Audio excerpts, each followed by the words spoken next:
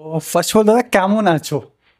চলে যাচ্ছে গো, কারণ প্রচন্ড গরম, তার মধ্যে বিচ্ছিরি মার্কা বৃষ্টি। ঠিক আছে। সব থেকে বড় প্রবলেম হলো বৃষ্টি পড়ছে থামছে 10 মিনিটের জন্য, তুমিও ভালো বুঝতে একদম পারবে এটা। একদম। তো ওভারঅল খুবই একটা মানে কিরম হিউমিড ওয়েদার হয়ে গেছে, এই তোমার গা ম্যাচ ম্যাচ করবে একটা টাইমে। তার মধ্যে আই থিঙ্ক আমাদের এই শুটিং করা বা এই বিভিন্ন যে ইভেন্টগুলো করা, যে আমাদের টিজার লঞ্চ হলো, যেমন তোমরা হুম। এসেছিলে, এরপর মিউজিক লঞ্চ হবে, ট্রেলার লঞ্চ হবে, তো এগুলো করতে করতে জান বেরিয়ে যায় আর কি। তো দাদা ফার্স্ট তোমার মুভির না, আমরা তো সব দেখেছি পোস্টার লঞ্চ, আর একবার মুভির নামটা বলো সবাই, যারা পাবলিক আছে ওরা। নিশ্চয়ই, আমাদের ফিল্মের নাম হলো ভাস্কর বোস ও গোলক দাদা। আর ছবিটা একটা থ্রিলার ছবি, একটা নতুন গোয়েন্দাকে নিয়ে আসছে কলকাতায়। কিন্তু থ্রিলার হওয়ার আগে যেটা আমি বিশ্বাস করি কি বলতো, আমাদের ছবিতে একটা খুব ভালো মেসেজ আছে, সেটা হলো যে কি করে ইন্ডিপেন্ডেন্ট ফিল্ম মেকারদের যে অবস্থা কলকাতায়, আমরা সেটা পোট্রে করছি সবার আগে। আর এই যে মানে ইন্ডিপেন্ডেন্ট ফিল্ম মেকাররা এত ভালো কাজ করছে বা কিছু, কিন্তু ল্যাক অফ সাপোর্ট যে ইস্যুটা, সেই ইস্যুটাকে আমরা অ্যাড্রেস করেছি। অ্যান্ড এটাই দেখানো হচ্ছে যে তিনটে ফিল্ম মেকার যখন খুন হচ্ছে, তিনটে ইন্ডিপেন্ডেন্ট ফিল্ম মেকার যখন খুন হচ্ছে, তখন শহরের নামই গোয়েন্দা ভাস্কর বোস কী করে ওদের জুটছে বা পুলিশ কী করে জুটছে। হুম, এবার দেখো, হিউজ ক্রেডিট আমি যদি দিতে চাই, আমার ডিরেক্টর সৌরদীপদা তো আছেই। হুম। এছাড়াও আই থিঙ্ক আমার যে বাকি কাস্ট মেম্বার্সগুলো রয়েছে, মানে ভাস্কর একা ভাস্কর হতে পারবে না। আমার দাদা যে বিকেশ দার ভূমিকায় নিজেই ডিরেক্টর অভিনয় করেছে সৌরদীপদা। এছাড়া আমার বাকি যে কাস্ট মেম্বার্স আছে, যেমন ময়ূরী আছে, অঙ্কিত আছে, দেবজ্যোতি আছে।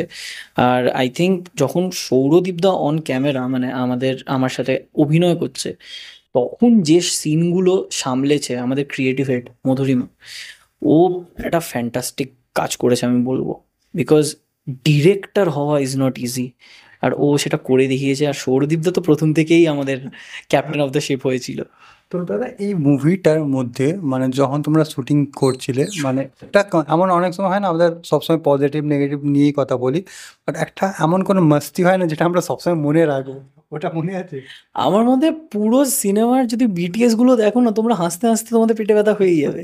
কারণ যখন সিন চলছে না বা কিছু হচ্ছে না, আমরা সবাই আর কি ফাজলামির মুডেই থাকি। আর আমার তো এরকম হয়ে গেছে যে সিন চলছে না মানে আমি কারোর পেছনে লাগবো, কারোর সাথে আর কি মারবো, এই এই চলে।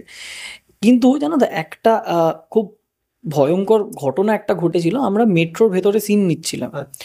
আর মেট্রোর ভেতরে সিন নেওয়া অ্যালাউড না। হ্যাঁ, তো খুব লুকিয়ে চুরিয়ে সিন নেওয়া হয়। এবার একটা ইনসিডেন্ট ছিল যে মানে আমাকে কেউ অ্যাটাক করতে আসছে আর তার সাথে আমার লড়াই লাগছে। তো এইটা না পাবলিক খুব সিরিয়াস নিয়ে নিয়েছিল।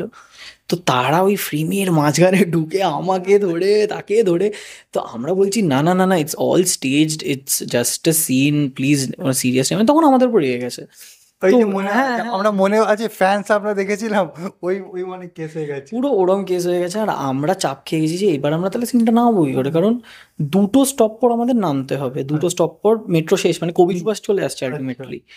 তো কি করি কি করি, সামহাউ আমাদের সিনটা নেওয়া হয়েছে। মানে ট্রুলি ক্রেডিটস টু অনুপম, আমাদের ডিওপি, আর সোহম আমাদের সিনেমাটোগ্রাফার, ওরা দুজন ম্যানেজ। যেভাবে সামলেছে, স্পেশালি অনুপম যেভাবে সামলেছে, hats off to Anupam for that. তো দাদা এই স্টোরিটা মানে একটু ক্যারেক্টার নিয়ে একটু বলো তুমি। দেখো, আমার আমার চরিত্রটা হলো ভাস্কর বোসের চরিত্র। আমি প্রথমে অ্যাক্টিং নিয়ে আমি কোনোদিনই ভাবিনি আমার চিরকাল ক্যামেরার পেছনেই কাজ করার কথা। কিন্তু হঠাৎ করে একদিন মধুরিমা আমাকে বলে যে, শোন না, আমি একটা শর্ট ফিল্ম বানাচ্ছি, আই থিঙ্ক তোর অভিনয়টা করা উচিত, তোকে ক্যারেক্টারে খুব মানাবে। এরকম আমাকে দূরে রাখ, আমি অভিনয় নেই, আমার দ্বারা হবে না।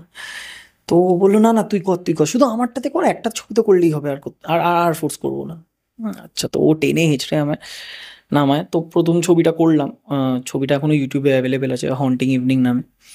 তো ওই করার পর পাবলিক খুব পজিটিভ রেসপন্স দিয়েছিল, তো আমার বিশ্বাস হয়নি যে আমি অভিনয় করেছি বলে পাবলিক পজিটিভ রেসপন্স দেয়। তো আমি মধুরিমাকে বললাম যে থ্যাংক ইউ আমার উপর ভরসা করার জন্য, কারণ তুই ভরসা না করলে তো আমি কনফিডেন্স পেতাম না। এবার সৌরদীপদা একদিন হঠাৎ করে আমাকে বলে যে, শোন, তুই ভাস্কর বোস বলে ফিল্মটা পিচ করেছিলি না, কারণ আমি ভাস্কর বোসের প্রচণ্ড অ্যাক্টিভ লিসনার ছিলাম যবে থেকে মান্ত্রা স্যার এটা বানিয়েছে, স্পটিফাইয়ে এটার অডিও সিরিজ আছে। আমি প্রচণ্ড অ্যাক্টিভ একটা লিসনার ছিলাম। আমার মানে আই ওয়াজ ক্রেজি অ্যাবাউট ভাস্কর বোস। তো সৌরদীপদা বললো, তুই আইডিয়াটা পিচ করেছিস, শোন, তুই ক্রিয়েটিভের হোস না। বললাম, তাহলে কি করবো, ক্যামেরা ধরবো? বলে, না, তুই ভাস্কর বোস কর।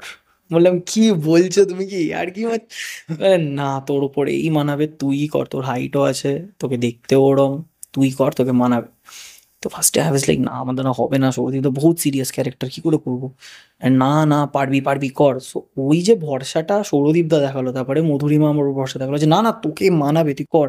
অনুপম তখন ডিওপি জয়েন করেছে, ও বললো ভাই তুই চিন্তা করছিস না, তোর লুক টেস্ট তোর লুক সব আমি করে দিচ্ছি, তুই কর না, হবে ভালো। তো ওই তারপরে লুক টেস্ট হলো, লুক টেস্ট হওয়ার পর সৌরদীপ দা বলে যে না হেভি মানাচ্ছে কিন্তু, তুই কর। দাদা বাট তুমি কি রিয়েল লাইফে অত সিরিয়াস? না একদম না, আমি কোনোদিন রিয়েল লাইফে সিরিয়াস হতে পারবো না। আমি এক মিনিটও কোথাও স্থির হয়ে বসতে পারি না, আমার খুব বড় প্রবলেম ওটা।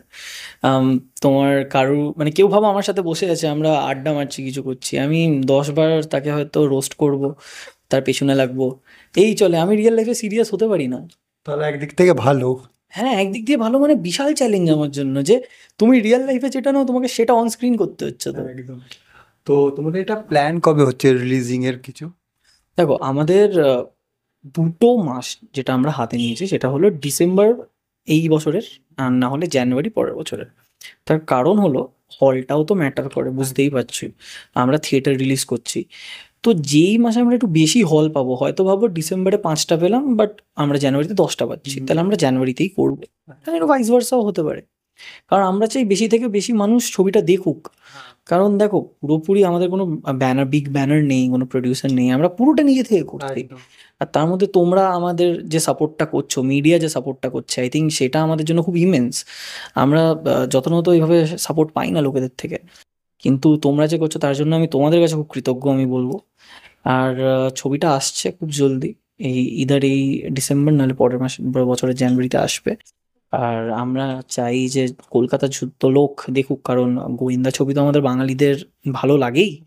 তো নতুন একটা গোয়েন্দা যে আসছে, আমরা চাই বাঙালিরা নতুন গোয়েন্দাকে ভালোভাবে মানে আমন্ত্রণ করুক, নিক সে ব্যাপারটাকে। আচ্ছা, তো পাবলিকদেরকে কি বলবে?